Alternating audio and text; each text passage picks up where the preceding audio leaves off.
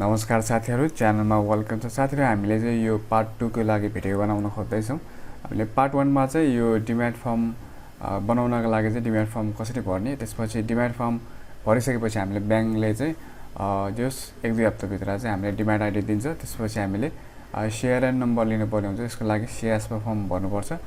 र साथीहरु, हामीले चाहिँ अनलाइनबाट नै आइपीओहरु अप्लाई गर्नलाई चाहिँ MeroShare को खाता बनाउनु पर्छ। हामीले चाहिँ डिएमएट को आइडी आइसकेपछि हामीले ASBA र MeroShare को खाताको फर्म एकै दिनमा भर्न सक्छौं। त्यो फर्महरु पनि हामीले अघिल्लो भिडियोमा बनाइसकेका छौं, भरिसकेका छौं। त्यसमा गएर हेर्नु होला। साथीहरु, यो भिडियोमा चाहिँ हामीले जुन फर्महरु भर्यौ हैन, त्यसको सम्पूर्ण डिटेल चाहिँ हामीलाई चाहिँ इमेलमा आउँछ। यो MeroShare को डिटेलहरु चाहिँ त्यो इमेल चाहिँ आइसकेको छ र यो भिडियोमा चाहिँ हामीले इमेल आइसकेपछि हामीले यसको लागि चाहिँ पासवर्ड चेन्ज गर्नुपर्छ हैन, पिन कोडहरु राख्नुपर्ने हुन्छ। त्यसपछि चाहिँ हामीले यो भिडियोमा चाहिँ आइपीओ पनि अप्लाई गरी देखाउने छौं। यो भिडियोलाई अन्त्यसम्म हेर्नु होला।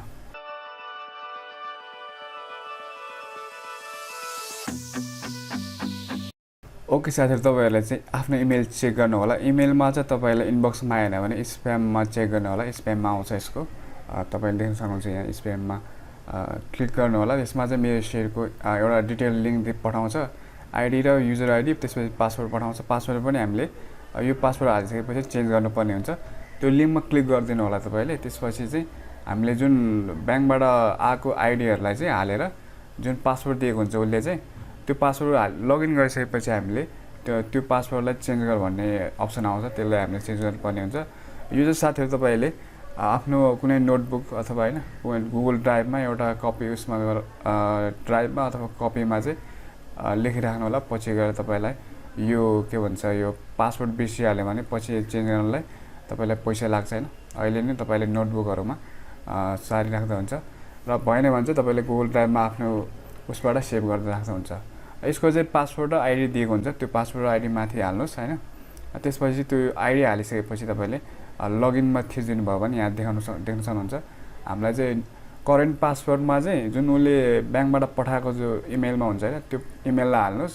के रे पासवर्डलाई तपाईले देख्न सक्नुहुन्छ। यहाँ चाहिँ त्यो पासवर्ड हाल्नुस् अनि तल चाहिँ नयाँ पासवर्डमा चाहिँ तपाईले के गर्नु भन्दाखेरि तपाईले यहाँ माथि देख्न सक्नुहुन्छ। ठुलो अक्षरमा र सानो अक्षरमा मिलाएर लेख्नुहोस्। सानो अक्षरमा 2 जति हैन, ठुलो अक्षरमा 2 जति मिलाएर त्यसपछि नम्बर पनि तपाईले लेखिदिनु भयो भने मिक्स हुन्छ। त्यसपछि तपाईको चाहिँ पासवर्ड स्ट्रङ हुन्छ। तपाईले चाहिँ जस तपाईको नामको सानो अक्षरमा लेख्नुहुन्छ भने तपाईको चाहिँ हुन्छ नि थरको चाहिँ ठुलोमा लेख्नुस्। त्यसपछि नम्बर 2-3 वटा जोड्दिनुस् हैन। त्यसपछि तपाईले चाहिँ चेन्ज भन्ने हुन्छ। चेन्ज गरिसकेपछि तपाईले चाहिँ जुन उले पठाएको पासवर्ड चाहिँ त्यो अलरेडी बन्द हुन्छ। त्यसपछि तपाईले हाल्नु भएको पासवर्ड चाहिँ यहाँ चाहिँ हामीले त्यसपछि गएर लगइन गर्दाखेरि लगइन गर्ने पर्ने हुन्छ। त्यो चाहिँ तपाईले चेक गर्नु होला। यो पनि तपाईले कपीमा नोटबुक गरेर राख्नु होला। त्यसपछि एकदम सेफ ठाउँमा राख्नु होला। यो फेरि पछि तपाईलाई चाहिन्छ। ओके साथीहरु, यहाँ देख्न सक्नुहुन्छ हामीले पासवर्ड चेन्ज गरिसके। पासवर्ड उले पठाएको डिफल्टलाई हामीले नयाँमा चेन्ज गर्यो। त्यसपछि चाहिँ तपाईको कुन चाहिँ ब्याङ्कबाट त्यो टाइप गर्नुस्। त्यसपछि युजर आइडी उले ब्याङ्कबाट हामीले पठाएको हुन्छ त्यसलाई हाल्नु होला। त्यसपछि नम्बर के रे पासवर्ड चाहिँ हामीले भर्खर चेन्ज गरेको पासवर्ड हाल्नु होला हैन।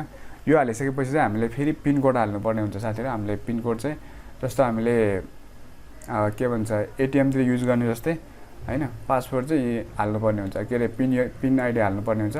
जस्तो यहाँ लगइन गरिसकेपछि यहाँ देख्न सक्नुहुन्छ उले चाहिँ 4 डिजिटको हैन ट्रान्ज्याक्सन पिन चाहिँ उले मागेको हुन्छ MeroShareबाट। पछि तपाईले आइपीओहरु भर्दाखेरि पनि यो पिन चाहिँ माग्छ हैन।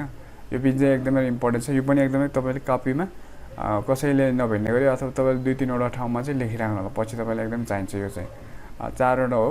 तपाईले 4 नम्बरलाई एकदम उयो गरेर लेख्नु होला। त्यसपछि प्रोसेसमा थिच्दिनुस् हैन। त्यसपछि यो चाहिँ पासवर्ड सेट हुन्छ। यहाँ देख्न सक्नुहुन्छ तपाईको हाम्रो चाहिँ पिन पनि हामीले पासवर्ड चेन्ज गरेर त्यो आइसकेपछि पिन चेन्ज गर्यो। त्यसपछि हामीले यो अब भित्र चाहिँ यो लगइन गर्दाखेरि फेरि पनि थिच्नु होला। एड्रेस हामीले अघि नै भने तपाईलाई मैले एड्रेस गरेँ। एड्रेस ब्याङ्कबाट गर्दै साथीको तपाईले कुन चाहिँ ब्याङ्कबाट गर्नुभयो त्यो थिच्नु होला। त्यसपछि तपाईले युजर आइडी हाल्नुस्, उले पठाएको हुन्छ। त्यसपछि पासवर्ड हाल्दिनुस्। पासवर्ड हालिसकेपछि हामीले चाहिँ अब चाहिँ यसको भित्र देख्न सक्नुहुन्छ। यहाँ चाहिँ ड्याशबोर्ड हो। यो तपाईले माई डिटेल्समा जानुभयो भने हैन, माई डिटेल्समा जानुभयो भने चाहिँ यो मैले चाहिँ यसलाई ब्लर गरेको छु साथै। यो चाहिँ यहाँ चाहिँ तपाईँको सबै आइडियाहरू हुन्छ, जुन तपाईँले ब्याङ्कमा भर्नुपर्ने सबै डिटेल चाहिँ यहाँबाट हुन्छ। पछि गएर तपाईँलाई के अरे डाउनलोड गर्नुहुन्छ भने चाहिँ यहाँ पिडिएफबाट डाउनलोड गर्न मिल्छ। ओके, यिनीहरू भने चाहिँ तपाईँलाई अहिले खासै केही जान्नु पर्दैन होइन। यिनीहरू भने चाहिँ अहिले त्यो के अरे सेयरको लागि उयोहरू हो। सेयर मेरो के अरे पोर्टफोलियो भन्ने चाहिँ यिनीहरू चाहिँ सेयर किनेपछि तपाईँको पोर्टफोलियोमा कति छ भन्ने कुरो त्यहाँ देखाउँछ होइन। यति बुझ्दा हुन्छ। र साथै यहाँ चाहिँ माई ब्याङ्क रिक्वेस्ट भन्ने छ होइन। यहाँ चाहिँ तपाईँले पछि गएर डिभिडेन्डहरू लिँदाखेरि चाहिँ पैसा के भन्छ ब्याङ्क चेन्ज गर्नु पऱ्यो भने यहाँबाट चेन्ज के अरे ब्याङ्कमा रिक्वेस्ट गर्न मिल्छ भने हो। यति बुझ्दा हुन्छ अहिले होइन। यहाँ चाहिँ अब जस्तो डिभिडेन्ड दिने कम्पनीहरूले चाहिँ ब्याङ्कमा पैसा हालिदिन्छ, त्यो पछि चेन्ज गर्नु पऱ्यो भने यहाँबाट चेन्ज गर्न मिल्छ। ओके साथीहरू, मायासमा गइसकेपछि तपाईँले यहाँ देख्न सक्नुहुन्छ करेन्ट अहिले आइपिओ खोलेको होइन हुन्छ, जस्तो डिबेन्चरहरू छ, त्यसपछि म्युचुअल फन्ड छ होइन। अनि यसमा चाहिँ मैले तपाईँलाई एउटा आइपिओ भएर देखाउँछु जुन चाहिँ अहिले आएको छ जीवन विकास लघु वित्तको होइन। यसमा चाहिँ भएर देखाउँछु। यो चाहिँ मेरो साथीको एकाउन्ट हो, मैले अघिल्लो भिडियोमा भनेको थिएँ। उसको चाहिँ म 20 किता भएर देखाउँछु होइन।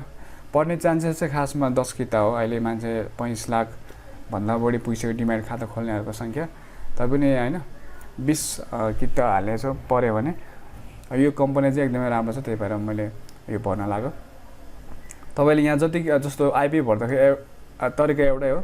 आइपिओमा एप्लाई गर्नुहोस् होइन, त्यसपछि तपाईँको ब्याङ्क सेलेक्ट गर्नुहोस्, त्यसपछि कति किता भर्नुहुन्छ होइन त्यो सेलेक्ट गर्नुहोस्, पैसा चाहिँ अटोमेटिक आउँछ। त्यसपछि तपाईँले ब्याङ्कले दिएको सेयर एन्ड नम्बरलाई हाल्नुहोस् लास्टमा होइन, के अरे एमाउन्टको मनी, त्यसपछि टिक लगाइदिनुहोस्, त्यसपछि प्रोसेस गरिदिनुहोस्। फेरि तपाईँ अघि नै हामीले जुन पिन बनाएको थियो नि 4वटा त्यसलाई हाल्नुहोस्, त्यसपछि एप्लाई गरिदिनुहोस्। एप्लाई गरिसकेपछि यहाँ देख्न सक्नुहुन्छ हाम्रो चाहिँ आइपिओ पनि सक्सेसफुली एप्लाई भएको छ। र साथीहरू हामीले एप्लाई गरिसकेपछि यहाँ देख्न सक्नुहुन्छ कति साथीहरूलाई कन्फ्युज हुनसक्छ होइन। यो चाहिँ एप्लाई गरिसकेपछि अनभेरिफाइड देखाएर हुन्छ होइन। किनभने पछि ब्याङ्कले चाहिँ 1-2 दिनभित्र नै तपाईँको ब्याङ्कको पैसा रोक्न नगरेसम्म चाहिँ यो तपाईँले एडिट गर्न मिल्छ क्या। तपाईँले जस्तो 20 किता हाल्यो, अब पछि 40 किता हाल्नु पऱ्यो भने नि मिल्छ, तर भेरिफाइड नहुनुसम्म चाहिँ। भेरिफाइड भइसकेपछि तपाईँले जति किता हाल्नु भएको हो त्यति नै तपाईँको लागि हुन्छ। साथीहरू यति बुझ्दा हुन्छ तपाईँलाई। मैले डिटेलमा चाहिँ पार्ट 1 मा बनाइसकेको छु, पार्ट 1 मा गएर हेर्नु होला। ल साथीहरू आजलाई यति नै, भिडियो हेरिदिनु भएकोमा धेरै धेरै धन्यवाद।